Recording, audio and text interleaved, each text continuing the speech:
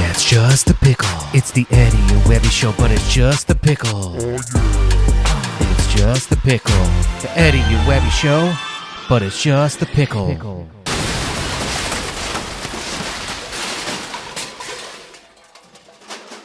Hi, I'm Eddie. Oh, hi, I'm Webby. Oh, hey, how's it going? This is Webby, not Eddie. And I'm Eddie. And this is our 99th podcast. Oh, yeah, episode number 99. That's right. We're so excited to be able to bring it to you. We're also so excited for a new partnership we have here in 2024, and that is with Volair Pickleball. Guys, you should go to Volair.com, use coupon code PB for life. You can get 10% off your order. You can pick up some amazing pickleball gear, some of the best paddles in the pickleball game. It also helps out our channel, so it's a win-win for everybody. We really appreciate it. Big thanks to Volair Pickleball for partnering with us in 2024. Some great stuff going to be happening here, right, Webby? Yeah, absolutely. Thank you, Volair. Thank you to all of our supporters out there. We love you all. That's right. Just like we love bringing you Just the Pickle, where it's just the pickleball content from previous episodes that we're bringing to the surface or stripping away into the beer, technology, any of the non-pickleball related stuff. And tonight's episode is with no exception. Webby, you're going to be guessing again, okay? All right. So this is from January 30th, 2020. So about 4 years ago. During this episode, with an absolute legend in the sport, I learned that I was pronouncing a state in the United States incorrectly and was told the proper pronunciation of this state. Ringing any bells yet for you? It does, yeah. And the state in question, I'm assuming, is Oregon, and it should be pronounced Oregon. That's right, and that was with Wes Gabrielsen, an absolute legend in the sport. This was also where we had our second installment of Pros Asking Pros questions. Now, Webby, if you would have asked me, I would have thought we were doing Pros Asking Pros questions long before January 30th of 2020, but apparently this was only the second time we did it. Yeah, it definitely seems like we were doing it for a longer bit of time. I loved that segment, and it's cool to look back at the second time we ever did That's it. right. We also had a world debut of Volume 1 of Slick Tricks, boy. Oh, man, that was a huge episode. It was a huge episode. Too bad we never did a Volume 2 of Slick Tricks. That was a lot of fun. If you guys don't know what we're talking about, check out Slick Tricks on our channel, where Webby and I, we invent some really good slick tricks. They're not sick tricks. They're slick tricks. Yep. Way different, way more extreme. And if you guys want to see a Volume 2, let us know. If we know enough people want it, we could deliver. We got some ideas cooking in there, like we always do. Mm-hmm. Mm-hmm. But anyway, again, guys, this is Just the Pickle from episode number 59, January 30th, 2020, with the legend of the sport, the one and only Wes Gabrielsen. Well, tonight's guest is a pickleball legend and has been in the sport for a while now. His pickleball resume includes being a two-time TOC gold medalist, a two-time U.S. Open champion, and an 11-time USA national champion. Please welcome Wes Gabrielsen. What's going on, Wes? Hey, guys. Thanks for having me. Man, we are excited to have you on. I don't think that introduction really pressed home enough that I consider you to be a legend in pickleball. Putting you on the spot, do you what do you feel like goes into being a legend in this sport? Well, I don't consider myself a legend in the sport. That makes me feel a lot older than I am. I've been blessed to play with some really good partners over the years and have some good mentors. So just excited to play and keep playing in the future and be on your show here. Well, that's awesome, man. We're super excited that you're on with us. We got a lot of great content to cover here, and we will start talking pickleball soon, I swear. But you live in the Pacific Northwest, right? That is correct. I live in Oregon. Okay. And by the way, this is totally off topic, but I've heard there's a group of people that want to split California off into like 3 different states and then combine Oregon, Washington, and Northern California into a new state called Cascadia. Have you heard about this? So Washington, Oregon, and Northern California in one state. Yeah, in one state, or Is that what you're saying? yeah, or become their own. I don't No? think that's going to happen. Okay. I haven't really heard about that, but people talk about changing state boundaries a lot anywhere. So yeah. I don't see. I think we've got our identity. Washington has their stuff. Northern California definitely has their stuff. So Okay. Yeah, I just wasn't sure because I know that hops are big in your area there, which also means that craft beer is pretty big in your area, wouldn't you say? craft beer is very big in our area, and wine too. Like Okay. where I live in the Yamhill Valley, there's a lot. There's probably about 30 wineries within 15, 20 miles from where I live. So Okay. it's a big beer and wine place. Yep. I like it. As you know, Webby and I are both big craft beer guys, and typically we like to have a beverage during the show. And of course, since you live in Oregon, we had to have a beer, right? That's part of what we do. Got to. Yeah. Webby, do you want to share the beer that you're going to be drinking tonight with us? Why, yes, I do. I just so happen to have a beer right here. And this actually comes from Rockford Brewing Company, which is a brewing company that I went to for the first time last year while doing a pickleball tournament. I was at the Canadian Lakes Pickleball Tournament, and I visited Rockford Brewing Company during that weekend. And today's beer that I'm drinking from them is called Hop Lust. Very nice. Hop Lust. I like it. Well, since Wes was on and I had to get a beer that was from his part of the world, and surprisingly, it was actually a little challenging. I had to reach out to a couple Total Wines around me to find it. I am going with Rogue Bat Squatch, which is Rogue. That's a great place. which is a hazy IPA. I've never had this beer before.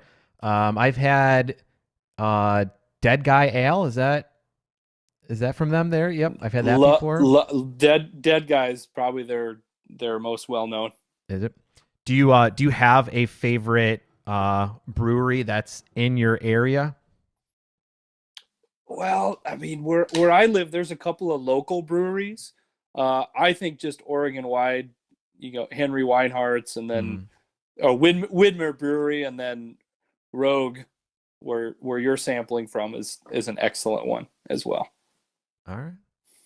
Well, I'm excited to try this. And Webby, you'll have to let us know in a little bit how your beer is as well. For sure. And I got to read something on the can. It's kind of funny. It says, lusting for hops, bold hoppy flavor without the harsh bitterness will leave the bitter for your in-laws. I like it. I like stuff. it. Yeah. So We do actually have a couple comments. Sorry to interrupt there, but Lala left a comment. She said, "Yay, Wes! Pickleball's nicest guy." And she also said, "Wait, Oregon." You know what? Oregon. You know what she's referencing there? what's that? I don't. I wasn't gonna say it since you invited me on your show, but I think I told you before the show. I've got a lot of family in the Midwest, and there's a really unique pronunciation that people from the Midwest have, where they say Oregon, but I think she's trying to get you to say Oregon, which is the pronunciation. Oregon, yeah. There's no like E sound in there, Oregon, but I'm not a stickler for it. Some people around here are. Do you want to know why I picked it up? Is because growing up, the game that we used to always want to play in computer class was the Oregon Trail, right? There you go. And so that's where, and I don't know if that's just how we pronounce it in the Midwest, or if that was how that trail is referred to as, but that's where I picked it up from. My question for you: if you played the Oregon Trail, Yeah. did you raft across the river, or did you get the ferry? Well, you gotta always. Did you try and risk raft. it, or did Yeah. you? I think so too. You got to risk it. You gotta risk it, man. But then you end up dying of dysentery anyway, so it doesn't matter. Dysentery. There you go. Dysentery. if there's people out there that don't know what we're talking about, you got to check out the computer game Oregon Trail. I'm sure you can find it some places, but Webby, did you used to play that growing up? Oh yeah. That was always fun. For sure. What was the common death? I'm drawing a blank right now, but what was the you died Dysentery. of yeah, that's what it was. Yeah. Dysentery. Yeah. I always died of dysentery, or we always try to float the wagon, and it always sunk. Yep. But you got to risk it, man. It's like a badge of honor if you get dysentery by the end. Right. I like it. Well, this is 80s Computers Game podcast here, so welcome everybody to it. No, yeah, that's okay. So remind us throughout the episode tonight.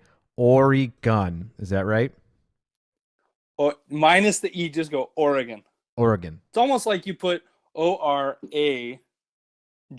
Oregon. Oregon. Okay. All There right, you go. That's perfect. I think I can do that.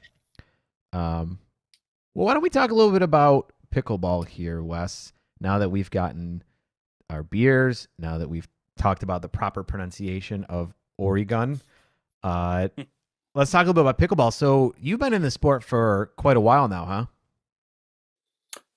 Tournaments for about 8 years. Yeah, I think 2012. Yeah, just wrapped up year 8. Okay. And then before tournaments, did you play recreationally a lot?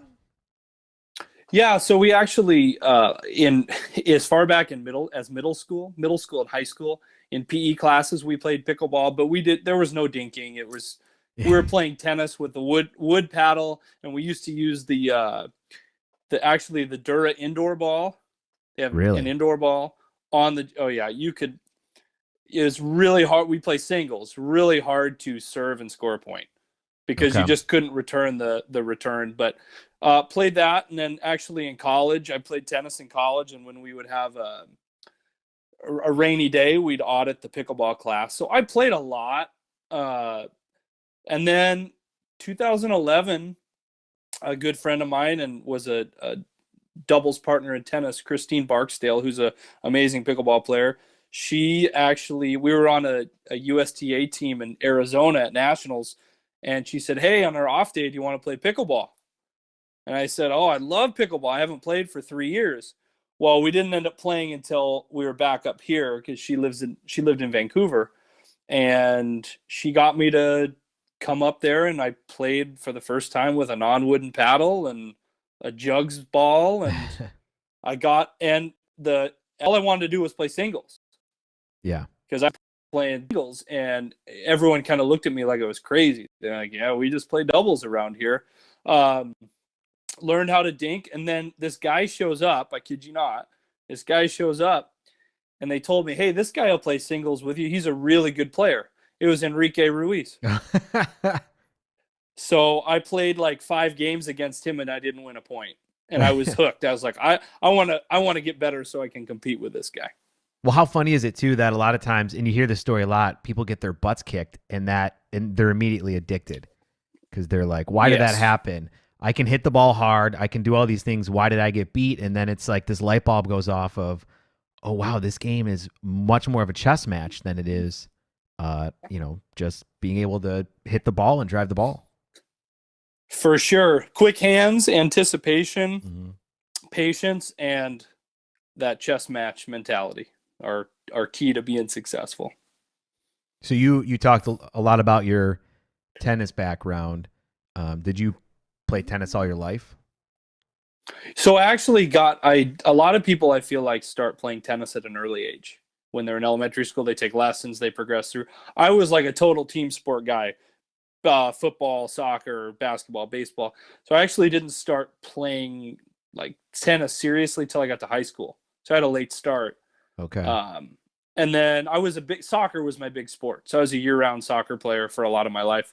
And by about junior year of high school, I realized I had a little better future in tennis. So I kind of dropped the year-round soccer and still played in high school, but focused more on the year-round tennis piece. Okay. And then how long did you continue to play tennis competitively after that? So I actually stopped when I got out of college, or I played college tennis. And then when I got out of college, I started coaching at the high school level. So I was still playing tournaments in the summertime, and probably Oh, I played up through about 2012. Kind of when I started pickleball tournaments, I stopped competitive tennis. That's funny. You hear that a lot too, right? Where it's like, oh, Yeah. no, I'm doing pickleball. Yeah. I did play USTA league tennis this year with a college teammate of mine. Last year I came back and played a couple doubles matches, which was a lot of fun, but I realized my game needs a lot of work in tennis. Really? So was it a very competitive play, or was it more just kind of casual competitive? So it was league tennis, but it was a level below what I used to play. Okay. So it was kind of a nice re-entry into competitive tennis. All right. And Yeah. where did you go to college at? So I went to college at a Division III school in Oregon called Linfield College. And a lot of people are actually familiar with it because our football team has won probably 4 national titles, but they actually have the longest consecutive winning season streak in NCAA history. Wow. So they're still, I think it's at 65. I think closest is State with 29. Wow. That's pretty So impressive. they're like a perennial top 10, 15 D3 school. You know, you think about D3 football, you think about Whitewater, you think about Mount Union. They're right in the mix with those schools. So Is football in general big in your area? Like, I know Texas, it's huge down there. There's these little pockets of where, high school football is pretty huge. It's big. I mean, I would say it's one of the bigger sports in our state, definitely for football, but not to the level of Texas or in the South. Yeah. Okay. All right. But yeah, so I went to that college, and then I actually still live in the town, McMinnville, where the college is located. Okay. And you're also a teacher and a tennis coach at the high school there, right? Yes, I teach history, and then I coach the boys tennis team in the spring. Okay. So how was that? Like how was the transition from being a player to a coach? And how do you even get into that? So my dad was a longtime high school coach. He was coached soccer, softball, hockey, and my mom coached my youth team. So I was around coaches a lot growing up. And I used to teach tennis lessons when I was a college student, and I just loved working with kids. So the transition wasn't too difficult. My parents were also teachers for 30 years, so that it's a family business. Gotcha. I love working with kids, but if you ask a longtime veteran teacher, what are the 3 greatest things about teaching? They'll tell you June, July, and August. Because you get the summer off. But it's fun. And the wonderful thing about coaching is you think back to your youth sports, you think about all the fitness and the sprints and stuff you had to do. You don't have to do any of that. You get to make your players do all of it. That's awesome. Yeah, that's I used to hate conditioning back in baseball and football. That was the worst. Yeah. And for me being a soccer guy, like we probably run more as a high school tennis team than most of the teams we play, because I just have that soccer mentality. So we're fit. We'll compete and we'll be fit. That's always my goal. That's good. Do you also find that by coaching also kind of keeps you in a very active environment where maybe if you weren't, it wouldn't be as big of a priority? Yeah, it does. It's interesting. I feel like because with coaching, you're always on the go and you're moving around, and with tennis, you're also feeding a lot, so you're being active consistently. But I definitely get my coaching weight on during the season. I have to work it off when summer starts. It's not as active as I want to be, but it keeps you busy. Teaching keeps me busy too. Okay. And then also, do you find that, because, you talked about feeding, right? Do you, and Webby and I, we don't have any tennis background at all, right? Except for like going out on, on courts when we were kids, maybe, and banging the ball around. Right. So we kind of came into this without really any tennis background. Do you find that even feeding the balls while you're coaching helps you with your pickleball game? Oh, absolutely. I feel like when it's tennis season, I maybe play pickleball once or twice a week on the weekends, or maybe after or before work in the morning. But I don't get to play like I do all summer. Mm-hmm. And so just by hitting, but I do hit a lot of tennis balls. I'll hit in with some of our top kids and realize I need to play more tennis to compete with them. But by doing that and having a little faster paced ball coming at me, the transition to pickleball is usually a little bit easier, because it kind of keeps me in that pattern of having good reaction time and moving side to side. All right. So I like it. Yeah, I'm always fascinated by that, the transitioning from tennis to pickleball and how complementary sports they can be, because it's not a world I know. I'm not in that world at all. You got to do it consistently. That's the thing. I know a lot of people that teach tennis and pickleball going back and forth. If you don't go back and forth consistently, I feel like it's harder to go from pickleball to tennis than from tennis to pickleball. If that makes sense. Yeah. Going I from have heard that pickleball to before. tennis is more difficult. Okay. Yeah. Cool. Webby, what's going on in social media land? Oh man, we're getting a ton of great questions here. I'll just read a few of them for now. You were just talking about tennis and pickleball, the relation between the two. So we got one from Melinda Dexter. She said, does Wes enjoy tennis or pickleball better? And then she also wants to know, do you like doubles, singles, or mixed best? So I enjoy playing pickleball more. I don't coach any pickleball, so I would say I would enjoy coaching tennis more. And my favorite event for pickleball would be doubles. Say men's doubles. All right. Great questions. Here's one from Lala. She says, how did Wes develop into being an ambidextrous player? Oh yeah, the asset, but also the affliction, as I call it. It's kind of it's a unique upbringing. So my parents discovered at a young age when I was playing baseball that I like to throw with both hands. So parents actually got me a mitt for each hand.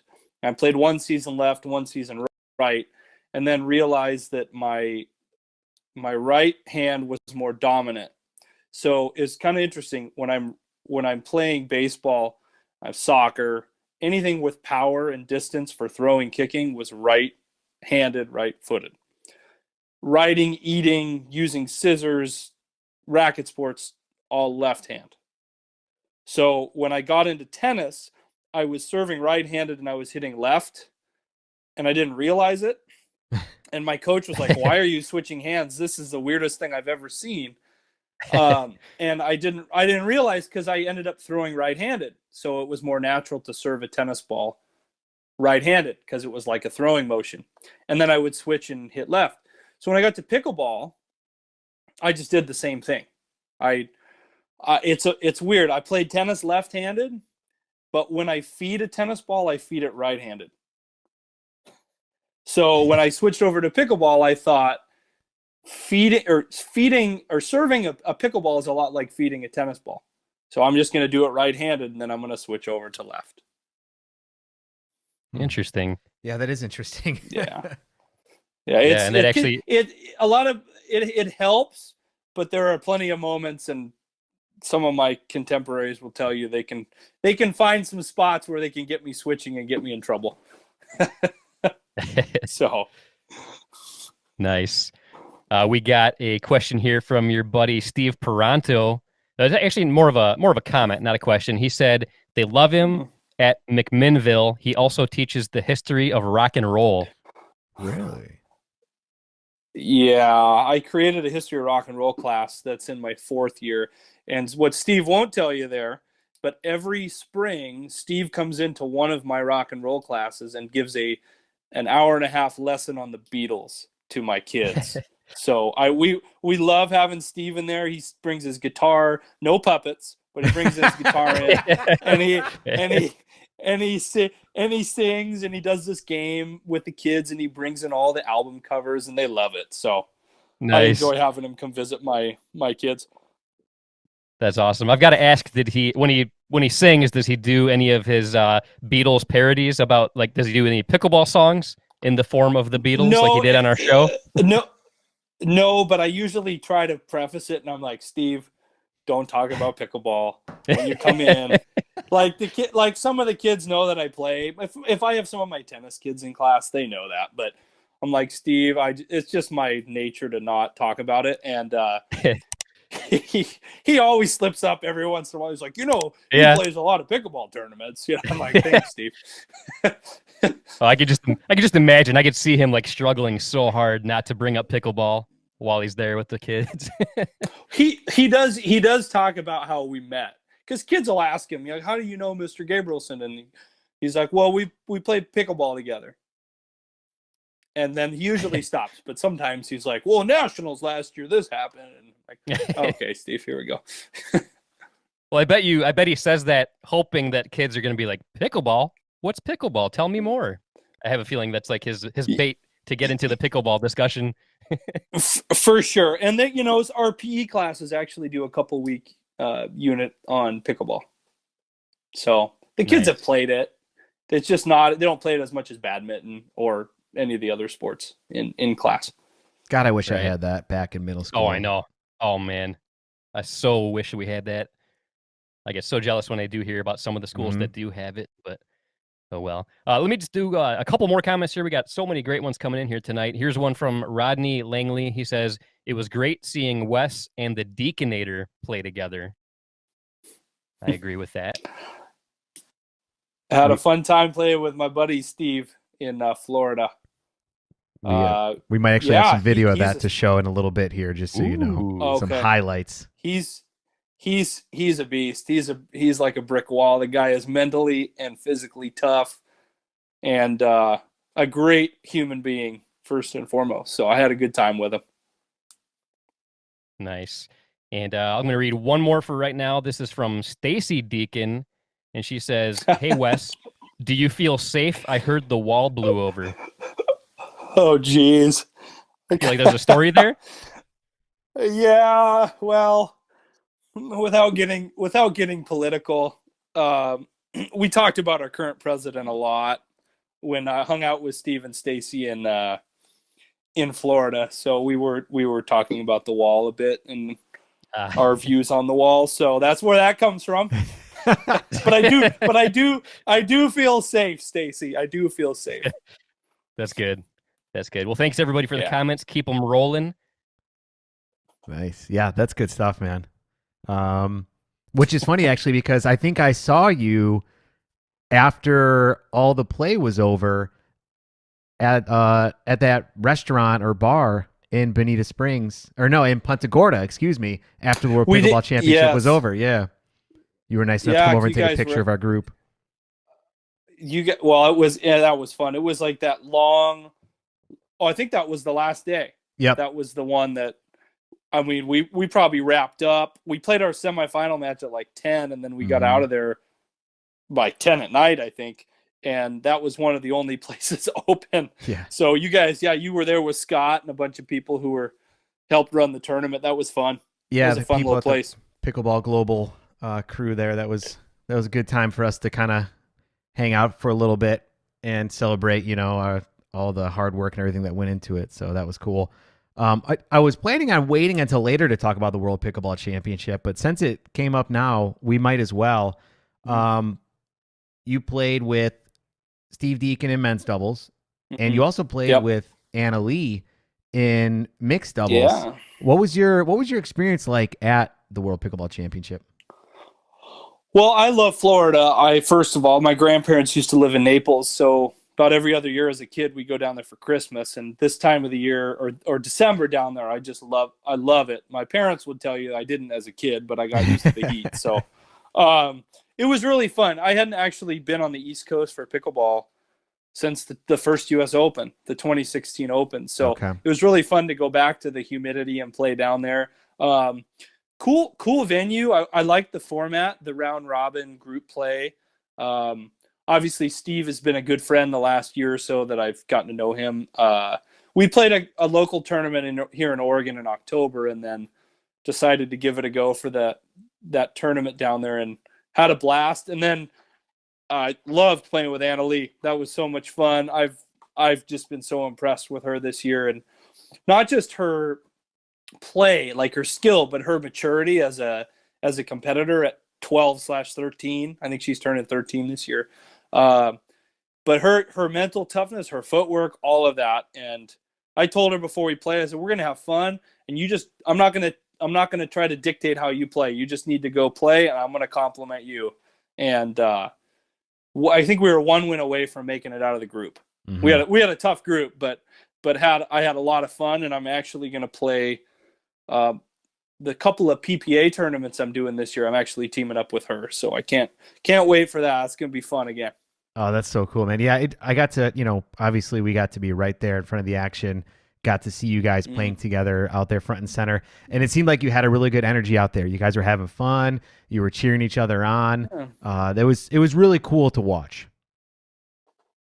Yeah, I told Lee, her mom, I was like, I know Anna Lee was excited to play with me. I said, but I was probably more excited to play with her because just having been around the sport for 8 years and seeing the progression, to play with this amazing superstar kid who's an unbelievable player, obviously, and will get better and better. I'll enjoy playing with her while it lasts until she moves on to a younger, better model than me. So for a partner. So I sure enjoyed it and will enjoy here in the future. So nice. Well, as I mentioned, we got to watch a lot of the World Pickleball Championship matches right there, front and center on center court. And I have to say, every time that you and Steve came out into the court for any of the men's doubles matches, I was excited because every single match was very close. You guys played incredible. They were always very fast-paced matches, but there was also a lot of dinking going on. I got to see your incredible backhand slice dink, cross-court dink that I think is a shot that everybody should take note of, because just watching how that ball moves through the air when you hit it is incredible. And it was honestly, it was incredible to watch you guys out there. Well, it was fun to play. That the slice definitely helps me because I use what I have to help me, but Yeah. that slice has definitely helped. And our goal during the day, those couple of days, Steve and I, was like, we're both kind of the setup type of players, not necessarily the finishing type of players that you would see. And we can definitely, but our goal was to just be, not to quote Stacy Deacon, but to be a wall and just not miss and just frustrate people and then counterpunch when we needed to. And Steve's got a little more firepower than me off the ground, from the baseline. And so we got into a little groove where he would drive the ball and I'd crash the middle and, use that. But I think we finished fourth in a tough field and had a great, would love to get on the medal stand, obviously, but played well enough to be on the medal stand and had a good experience. Well, your match against Matt Wright and Colin Johns was up there in one of my favorite matches from the entire event. You guys had some incredible rallies, and I went through and I put together just a quick little video of the top 4 or 5 points from that match. So I'm just going to go ahead and roll it. 5-5. This is a really close back and forth. I mean, the score has been 2-2, 3-3, 4-3, 4-4, 5-5. And this is just, there's no separation between these two teams right now. I wonder what the difference down the stretch is going to be, because this is just one game to 15. So one of the teams is going to figure it out and unlock that key. Or get the key to unlock the lock. I'm sorry. That's what I meant to say. Look at Wes holding down the fort while his buddy Steve Deacon went for that Ernie. That's good stuff right there by Steve Deacon and Wes Gabrielsen. Wes just holding down the fort while Steve went and got a drink of water after that Ernie. 11-9-1. This game is just so close, back and forth.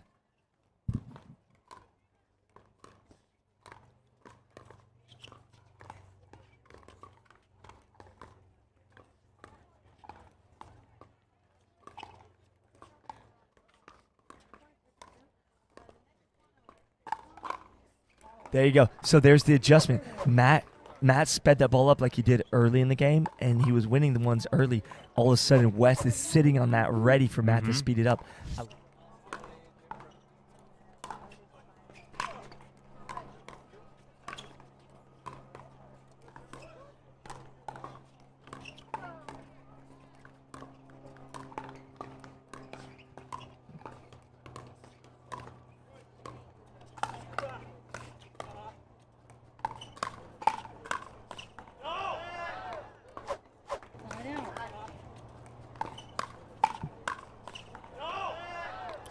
It's tough. And it was like just at the top of the hip too, which is such a awkward spot. Yeah, and I don't know if you heard, but Wes gave him mad respect. I mean, big props. He said, like, nice shot, Matt, because he just recognizes how amazing of a shot that was. It doesn't matter how fast your hands are. That placement, first of all, even if you do get your paddle on it, usually it's going to be up, which means Matt's trying to force a pop-up to just put his monster smash in. That's right.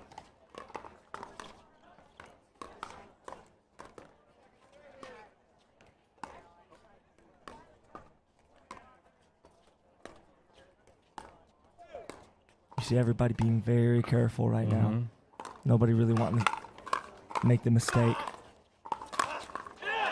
Boy, I tell you what, Wes hit that with some...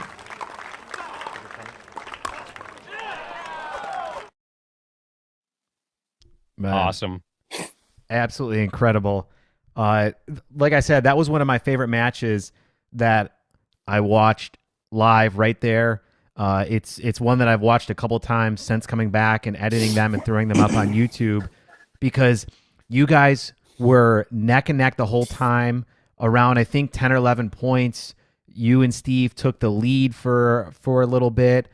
They did come back and they ended up winning, but talk to me about that match. Is that one of those matches where you leave feeling disappointed because you lost, or did you feel like you guys just gave it everything you had and they just happened to come out on top? Well, I think it's a little bit of both. It's like all four of us are so flippin' competitive. It's like I felt really good about how we played, but having that 14-11, 14-12, Steve and I are wired pretty similarly, where we're pretty analytical. And so when we're kind of thinking about the match afterwards, like, did you know we had 4 match points? Oh, I thought it was 5. So we reflect upon it. And then when we played them in the bronze medal match, the last match of the tournament, they beat us in 2, but it was similar to that, where Colin and I are going cross court all day and then trying to create chances for our partner. But I felt well about how we played, but there were definitely moments where we realized we could have done some things differently, and it leaves a little bitter taste in the mouth, but not too much, because like you said, the quality was good, and I think where we struggle sometimes as competitive athletes is you may come off a match and think, oh my gosh, I just got beat 11-3, 11-8, should have been closer. And then you go watch the match and you realize, oh, the play was pretty good. You just got outplayed. And I think it was one of those moments for us. Yeah, and what I thought was crazy about that match is starting off, I noticed that Matt Wright was jamming you a little bit. He was able to get that quick shot into your chest and jamming you, but after the second time it happened, you were right there defending those shots consistently over and over again after that happened. So obviously it seemed like there was a little bit of a course correction after it started as well. Yeah, and I think that a lot of people would tell you on your show, and I'm sure you've heard it, we play against each other so much, and we play, like, I've played a couple tournaments with Steve. I've played like 4 with Matt. Hopefully with Colin one day. We were going to do one, but the tournament got canceled here this next summer. But anyways, we all kind of it's almost like there's no hidden tricks. We all kind of know each other. It just depends on kind of those margins, like you said, how well Matt's hitting that ball here, even though I know it's coming. And then it's a matter of course correction and who's executing better. You could, and I think anyone would tell you this. You look at the top 30, 40 men's doubles players out there. we all kind of know everyone else's style and what they do. It's just a matter of defending it and counterpunching it. Yeah. Oh man, that was incredible. Everyone has everyone has new stuff that they're working on, obviously, right. But it's just a matter of who executes better. Well, and that's what I was going to ask you. You've been playing in tournaments now for 8 years. So talk about the evolution of the game in that time frame and maybe even where you see it going in the next couple years. Well, I remember the first TOC was 2013. I think that was maybe the second or the first tournament I played outside of the Northwest. I played one in Washington, but just the amount of tournaments, first of all, in Oregon, we used to have one tournament a year. Yeah. That was it. Now there's one every weekend. And you can see that anywhere, but going to that first TOC and meeting people who have become great friends, but also seeing everyone's style and just the level of play each year. I remember that first nationals I went to was 2013. And people came up to me like, "Oh, we heard you're the new young guy from Oregon." Like, well, if 27 is young in a sport, it's not a really young sport, I guess. Right. But then it was like, I had played Enrique a bunch up here and seen how he'd done stuff. And then the next year was when Kyle Yates and Daniel Moore showed up, and the game got younger and more athletic. And then in 2015, Marson showed up, and then Tyson showed up, and then Matt, and then I remember meeting Ben in the Villages in 2017. Mm-hmm. It's like, man, this kid's going to be the best player in the world too. I can tell. Yeah. He was stuff that none of us. Have you ever had a conversation with Brian Staub? No, never. Okay, he lives in the Villages. Mm-hmm. Like, great, awesome player. He actually won. He won nationals my first year, 2013. He won the men's open doubles, and then is always in contention in the senior bracket now. He and I looked at each other after playing Dan one game. We're like, this kid's gonna be the best. I mean, it's just I knew it right away. It's just like it's a matter of time. His skills were there, so just to see that evolution, I've loved it. But also to have to work each year to stay. I don't want to use the word relevant, but to stay at that level, I love that, having to face that loss or work on something and have to get better. Everyone's gotten better. Mm-hmm. Kyle would tell you when he and I won nationals in 2016, like the way everyone in the field would destroy us in 2016. Right. Yeah. It's just gotten better and better and better. And that's just the nature of the sport. And do you think that's going to carry on over the next couple of years? And, I think we've seen the game has sped up a little bit. Do you think that we're going to see a little bit more of that? I think at the end of the day, it's still going to be, first of all, I think about the nationals, not this year, but the year before when ESPN was there, right? Mm-hmm. And that was kind of a big thing to get it. CBS Sports Network for the Open and then ESPN for nationals. And sure, the game has sped up, but when you looked at that final, it was Kyle and Ben, Dave Weinbach, and Matt. And they made it to that point because they outdinked everyone. Mm-hmm. It was still who's going to dink the best. So the dink is still going to be a huge factor. I don't think we're going to go away from that. But like, it's a dink and it's a little faster. Mm-hmm. Heavier, meaning more topspin, more slice. Okay. And younger, taller pro tennis players that are the 6'5s and up, when they get in, watch out, world. Yeah, I'm excited to see what that's going to look like. Yeah, me too. And we'll all be reaching out to hopefully partner with some of them. Yeah, cool. Exactly. That will be nice. Webby, looks like we got some action going on in social media. Yeah, man, I got to tell you, we've had some of the most interaction tonight than we've had in a while. It's awesome to see. Nice. So I'll read a few more questions we've got here. Here's one from Rodney Langley. This is another more of a comment. And in regards to the video that we watched earlier, he said that match against Johns and Wright was amazing. And he also said, notice the switch to righty for the overhead smash. So talking about when I Yeah, have Dexter's time, I picking go up for for it. Yeah. Nice. Yeah, that's awesome. Very cool. We got one here from Gene Madden, and they say, "Does playing piano help with your game?" So I'll tell you what, Gene Madden's my mother. So Oh, okay. that question comes from Mom. Thank you, Nice. Mom. I love you. Thank you for all the piano lessons, paying for those. Piano. I played piano, and I think the ambidexterity is helped by playing piano, without a doubt. But I will give a shout out too to my mother again. My mom plays probably twice as much pickleball as I do every week. Oh, nice. Oh, really? And she's Very cool. crushing it. She should be playing 3-5, but she's still hanging out in the 3-0 land right now. Come on, Mom. Yeah, just go. Just play up. Go to that 3-5 level. Push yourself. She's played some 3-5. She's awesome. She's Okay. into it. My dad plays a little.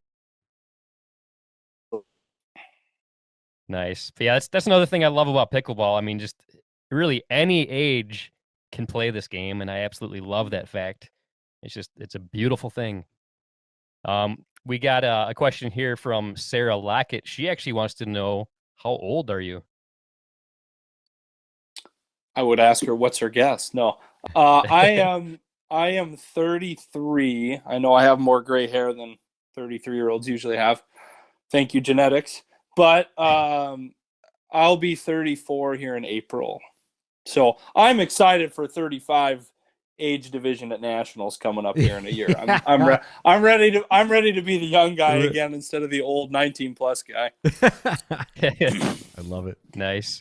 Now this is just more of a kind of a random thing, but I thought it was funny and I thought it was great to bring up right now. And this comes from Kelly Barish, who is actually my mother-in-law, and she says, "I saw on a commercial tonight for Fix My Feet that they fixed the Achilles tendon of a man that can now go back to playing pickleball." I love it. I love the fact that pickleball's making its way into mainstream commercials now. There you go. That's so great. I was wondering if there was a connection. Like, do I need to protect my Achilles now? Right. I don't know. I was like, what's going on? Yeah, I don't know. All right, we got one more here that just came in from Belinda Detman, and she says, "Who are your partners for the U.S. Open, Tournament of Champions, and Nationals?" Do you know those answers already? Good question, Belinda. What a nice lady too. U.S. Open I don't go to because that's during my coaching season. So I went to the first one in 2016 and haven't been back since. I love it, but I just can't go because of work. Actually have the same partners for TOCN Nationals. In the open events, I'm playing with a former guest of yours, Corinne Carr, in mixed. Played with her in a few of the Grand Slam tournaments. And then my Eric Lang here from the Portland area, that is 6'5" animal, moves quick. He and Deacon got second at Nationals last year, so I'm excited to play with him. We get a lot of practice time together. So nice. Well, thanks for the great questions, everybody. Keep them coming. That's right. This is awesome, man. Wes, I got to tell you, we're getting a ton of interaction online. A lot of people asking questions, so that's good. Sounds good. Yeah. Now I feel like people are getting a little sick of me asking questions, and so last episode with Christine McGrath, we debuted a section called Pros Asking Pros Questions. Did I get that right, Webby? That is correct. All right. So we have a few questions here, very serious questions. We're gonna go deep here from from some of your friends in the pickleball world. Okay. The first one here is actually from your friend Annalie Waters. Okay, Wes, I have a very serious question for you, so get mentally prepared. Now, tapping paddles is standard after winning the point, and since we're playing together a lot next year, I was hoping that we could spice things up a little bit, and after winning a point, instead of tapping paddles, we can hit the whoa. Now, there are many variations I had at the whoa. Did it like this, like this, like this. So my question to you is, can you hit the whoa? And if you don't have any idea what it is, you need to start practicing so that we can do that in a match. So the question is, can Oh you my hit God. the whoa? Hey, what I'll tell her, I will, whatever she comes up with, I will do the whoa as long as I don't get hurt while doing it. Well, we actually have a video demonstrating how Oh, boy. to hit the whoa. You ready Oh, for this? geez. Sure. Let's go ahead and roll this. I'm gonna teach y'all how to hit that whoa, alright? So the first thing you gotta do, just, just warm up with it. Just think about, oh, I already know what he about to do. Then right, you do it, hit that, boom, boom.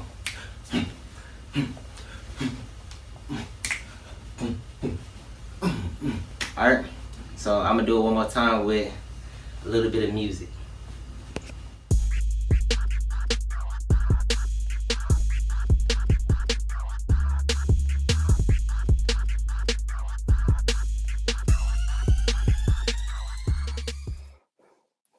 So that's how you hit Oh, boy. the whoa. You ready for that? I'm back and drill and get better at the whoa. How about that? We'll send you the video so you can learn from our I friend will there. need it. I will need it. Oh, A that's little great. fun That's fact: hilarious. the music in that video was actually the music from the "Pickleball for Life" song that Anna Lee Waters had a part in. Oh, Yeah. nice. So you can listen to that while hitting the whoa. That's right. Love it. That's so cool. I think it was so cool too that she was willing to submit a video, and I'm excited to see you hit the whoa next tournament. I'll be looking for it. It'll definitely be fun. All right, we got a next question here, and this question's coming from our friend Steve Peranto. This is Steve Peranto. I'm at the bowling alley with my latest pickleball protege, Spencer Laurent. Unfortunately, Wes and Eddie and Webby, I can't get him to drink beer with me, but that's okay. We do have a couple questions for your show. Hey, Wes, I know when you were starting out, I was kind of your coach, and in fact, I was his partner, Spencer, and when he got really good, we called it men's mixed doubles. But anyway, in those early days, there was one thing that I kept telling Wes: why are you hitting these backhand slice returns? The baseline game is a forehand game. Quit it. Well, of all the things I showed Wes, that's the one he ignored, and it's a good thing because his backhand slice is his signature shot. I mean, I could hear it whistling when it went by my ear. But the question I have for you, so working with Spencer, he's already won 3, 4, 5 tournaments, Wes. In fact, he was 3 for 3, 4, 5, kind of combined 5-0. Doing great, but what does someone like Spencer need to work on to get to the Wes Gabrielsen level? Because, you went through those levels. So that's my question, and then I think Spencer has a good question too. So that was Steve's question for you. What are some things that Spencer can be working on to work your way through those levels? Sure. Well, first of all, I owe a lot to Steve. He's like my pickleball guy. Taught me a lot about pickleball. I loved playing with him. We did play men's mixed doubles, as he called it, a lot. And and it was really an honor for me this year. I got to give his speech for the Pickleball Hall of Fame, so that was really cool for me to be able to do that for him. So I owe a lot to him. But I've played with Spencer a couple times. Great guy. I would say at the level he's at, just learning when to be aggressive and when not to be aggressive. I feel like he's got so much consistency, and he's quick, and he makes smart choices. I feel like as people transition to that 5-0 level, it's figuring out when to attack against a better player that can dish it back. And a ball that may work against a 4-5 is not going to work against a 5-0. So for me, that's the biggest thing I see with Spencer. He's got so much potential, and he's a good person too. He's fun to play with and against. Okay. Great advice. Here is the question then from Spencer. I have a question for you, Wes. So when we're cross court thinking against each other, the one time we got to play together, how do you deal with or neutralize your heavy underspin slice dinks? Because it's really tricky. So yeah, that's my question for you, Wes. That's a good one. Because Wes he's left-handed. So Wes's sharp, abrupt backhand slice goes to people's forehands. Yeah. And I've noticed that forehand dinks cross court are very difficult for people. And I think Wes puts people in a tough position. Although I know Wes has played with people that he knows can handle it. So Wes, what advice? Maybe he doesn't want people to know how to handle it. So we'll see if he answers this or not. But anyway, Eddie and Webby, thanks for having us ask these questions. And great having Wes on your show. See ya. See ya.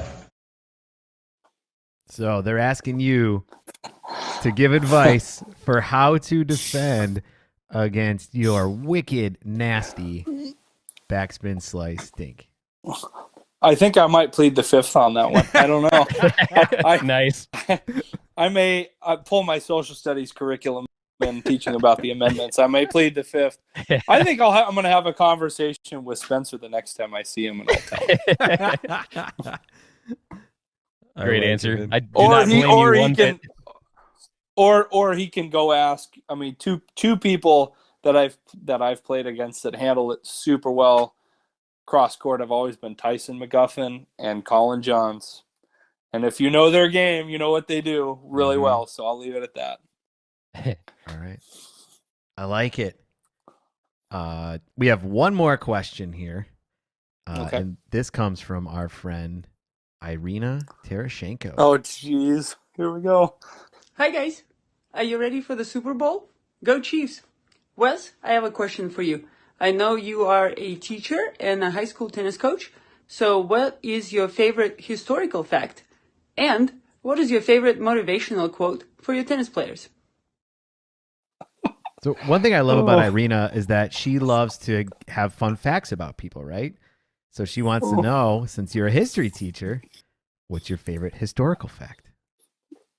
Well, I like the Chiefs classes that she had. All the Kansas City people are going to be happy with that, and the fact that I don't know if she realizes, but I'm a Packer fan, so I wish we were in the Super Bowl, but the Niners outplayed us. The first time I really talked to Irina at Nationals, probably 3-4 years ago, I loved the conversation, but she asked me so many questions about what history I teach and if I teach Russian history, and we talked for about Russian literature and stuff, and what a smart, well-read individual that she is. She is really bright, very knowledgeable. So it doesn't surprise me she asked a question like this. My favorite historical fact. Oh my gosh. That's a tough one. I don't know if I could pick, a lot of them are my nerdy music history facts that I tell my history of rock and roll. And someone may fact check me on the percentage because I may inflate it because I'm not a math teacher, but I think it is on 90-ish% of the Beach Boys records, they didn't play their own instruments. Really? The vocals, and there was a studio. This is a big long fact, I guess. The studio musicians were called the Wrecking Crew, and they consisted of people like Glenn Campbell played guitar, and Leon Russell piano, played on almost all of the Beach Boys tracks. They played on Frank Sinatra stuff. I always like telling my kids about that because they think the Beach Boys play all their instruments on every album. I always did. I always thought that. Well, they sing all the vocals, and then when they went on tour, they would play all the instruments, but it always sounds different. And actually, the one that my students like a little bit more is the 70s and 80s version of that is the band Toto actually played a lot of the instruments on Thriller for Michael Jackson. They played a lot of the parts, but that's my music fact that I like. I don't really have one fact that I really like above all the rest. Well, what was her other one? Oh, what was her other one? Webby, do It you remember was what- I think it was something about like what's the best advice you give to your tennis Coaching? students or something. Oh yeah. Oh, my tennis player. That was right. What's my big motivational line? Mm-hmm. Yeah. Oh, I always like to say you got to hit a lot of, or you have to visit a lot of valleys before you reach the peak. I mean, you gotta fail to succeed. So when I get players to try, a more conventional grip than maybe an unorthodox one that they've grown up using, and they're so competitive that they want to win the rally game, but said you got to sacrifice winning to get better at the stroke. So you got to go to a lot of valleys before you hit the peak. I guess like that it. would be. Nice. And win the last point. People ask me advice. Pickleball, what do you need to do? I win the last point. Win the That last helps. point. Yeah. Nice. Yeah. I like Great it. stuff. But, Very good yeah. advice. Webby, what's going on social media, man? Got a couple great ones here. Here's a comment from Sarah Lockett. She says, I love this new segment. And thank you for that. I couldn't agree more. Man, this how awesome is this with the pros asking Mhm. questions of other pros? I love it too. Yep. And we plan on keeping that going for as long as we can. Here is a great question from Ted Bryson.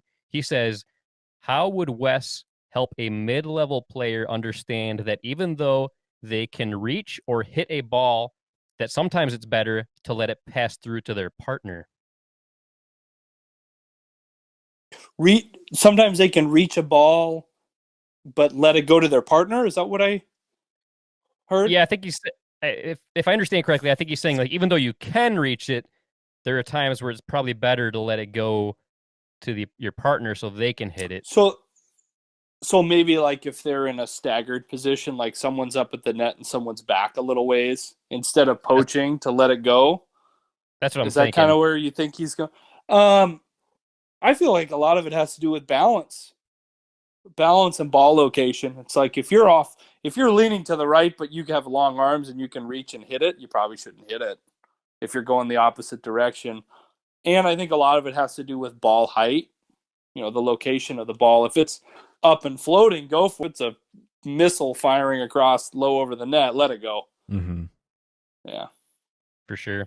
And yeah, the reason I think that's a great question is like there's so many times where I'll play with somebody and they'll poach or they'll go for a shot that it was like, man, it was like a perfect shot for me. Why'd you go for that? Like, I mean, but it's definitely, I feel like you said, the mid-level or lower level players that have that deal with that. So I think it's a good tip for people that are kind of newer to the game. I would ask, why are you so far back that it would be an Sure. opportunity for them to let it go through? If you're in that position, you're probably not playing the right position. Right, that's true too. Unless I wonder if maybe he's thinking of like when both players are at the front and somebody poaches when they shouldn't, like something sometimes we see during mixed matches a lot, I think. Especially, I mean, Wes, coming from being a lefty, right? When you have two righties up there, it's Yeah. easy. Usually forehand covers the center and a little bit over. Yeah. But maybe if there's a lefty, but I'm thinking, yeah. Go ahead. Sorry. Yeah, I mean it's I think it's if you have a righty or if you have a forehand and a backhand in the middle and it's a 50-50 ball, let the forehand person take it. Yeah. Unless you've got a huge backhand for your partner, but yeah. I think because I stack a lot, so for me it's it's kind of like an agreed upon middle. If I'm playing with someone that's my height or a little shorter, I may be taking the ball. But when I play with Eric Lang, I'm getting the hell out of the way, and he's going to take it and rip it, Yeah. or Matt Wright or whoever. And one of my favorite, a good friend of mine over the years, we used to be Team Pro Light together, and got to play with her once. Is the great Simone, our friend from Florida, by way of Brazil. She and I played together at Nationals 2 years ago, and I've never had so many overhead floater balls taken away from me in mixed as I did with her. Like, she would do all the flipping work, and then the ball would sit in the middle, and I'm like, I get to hit an overhead, and she'd come in right underneath my paddle and hit the winner. And then she would apologize. I'm like, why are you apologizing? We won the point. You do it every time. I'm here to support. Yeah, we had a fun time. She's wonderful to play with.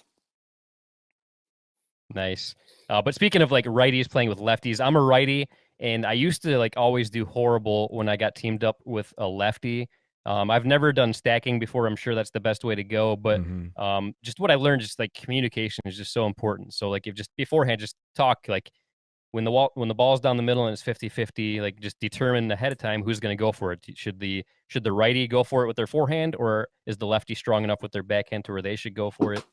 And I mean, or actually no, the lefty, it would be their forehand also. So just determine who is going for the middle, depending on which situation you're in, whether your forehands are both in the middle or your backhands are both in the middle, is what I found anyway. Yeah. Yep.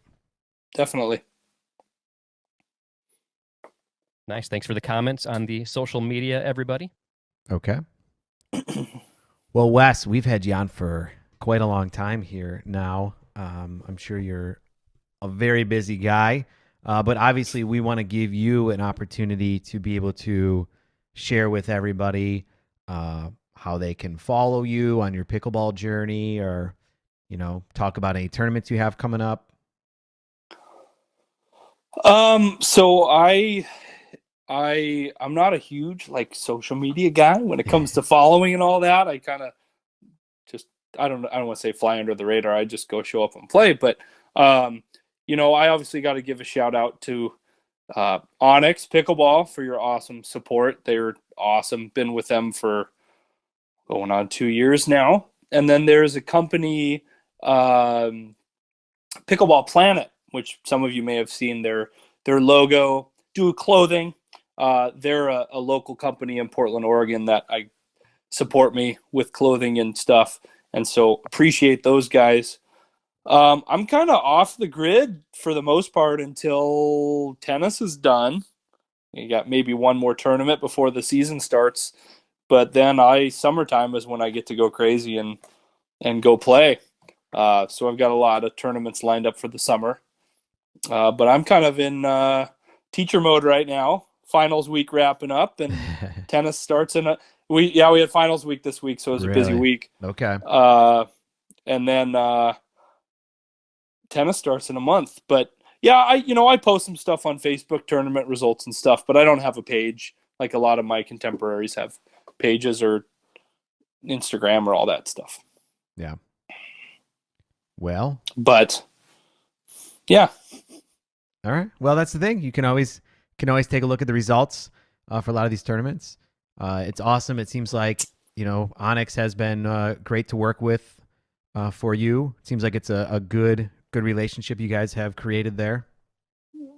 They're awesome. I love working with, and you know, I've known Byron for a long time, and Byron's Fresso's played a big part in getting some people to come over to Onyx, and you know, the team's getting bigger and bigger with some great friends. Matt and Lucy are good friends of mine, so it's been fun to have them on board, amongst some others. Obviously, Steve Pirano and others. So it's easy to work with them. They make it fun and easy to play for their company. Love it. That's what we keep hearing. Yeah. Well, Wes, thank you again, man, for coming on. We definitely appreciate it. This has been a blast kind of getting to know you a lot more and your background. Like you said, you fly under the radar, right? Everybody knows your name. Mm-hmm. Everybody's seen you play. But again, you fly under the radar a little bit. So I think tonight was a good opportunity for people to kind of get to know you a little bit more on a personal level and see your background. So I know Webby and I definitely appreciated having you on for sure. Definitely. Well, I appreciate you asking me, to be honest. It's been fun. I'm a pretty social person, but I usually don't do stuff like this. And so for me it's good. It's good to do this once in a while too. So I appreciate it, and it's good getting to know you guys. You guys are doing an awesome thing for pickleball to promote it. And obviously I'm not from the Midwest, but I have Midwest blood, so I can relate to you guys and your love of pickleball and life and beer. So thank you guys. Yeah. Thank you so much for being on, Wes. Look forward to seeing you again in the future, and you have yourself a good night. All right. Thanks, guys. Take care. Man, that episode was so much fun. I love talking to Wes Gabrielsen. Absolutely a legend in the sport. Very knowledgeable and super, super nice guy. I've always enjoyed spending time with Wes. I've only run into him I don't know, maybe 5 or 6 times at different tournaments. And he's always been such a nice guy, so welcoming. He has such a strong presence. He has so many deep relationships in the sport of pickleball. He knows this sport inside and out. And hopefully we were able to give you just a glimpse into all the knowledge and background that he has. And I can't believe that was 4 years ago, Webby. That's insane to me. It really is. And you want to know something else that's insane? I still have never met Wes in person. I've done a lot of collaborations. He and I have done a lot of videos together, but always virtually, never in person. So hopefully that changes very, very soon. I would agree. Do you know what else I think should change very, very soon, Webby? What's that? The drink that I have. I should go from a Happy Dad to a Jigsaw Health pickleball cocktail, which my favorite flavor happens to be blue raspberry. What about you? Well, I really like the blue raspberry, but I currently can't get enough of the Fruit Punch Electrolyte Supreme. It is so, so good. Jigsaw Health has a ton of great products, not only to keep you hydrated, but to keep you feeling good. My daily regimen consists of Mag SRT, Adrenal Cocktail, and cod liver oil as well. Jigsaw Health, it's fun to feel good. When I take them, I feel good, and I also think it helps me out on the pickleball court, which at the end of the day, Webby, is probably the most important thing. If you guys want to get $10 off of your order, go to jigsawhealth.com, use coupon code PB4Life10, and you'll get $10 off your order, and you're not going to be disappointed. No, it's a great deal. It's going to help you out with your health. The savings are going to help, and it's going to help us by showing some support. So it's a win-win-win situation. That's right. We need the support so we can continue to bring you this great content like Just the Pickle, where we bring you the old episodes, bring it to the surface. Hopefully that some of you that are newer to the sport can revisit with us some of the great content we've had in the past. Yes. If there's an episode that you want us to do Just the Pickle on, where we strip out everything non-pickleball related, please let us know down in the comments below, right, Webby? Yeah, please do so. We love doing it. We love bringing these episodes back to the forefront, and I hope you do too. That's right. And on that note, I'm Eddie. And until next time, this is Webby, not Eddie, signing off. See ya.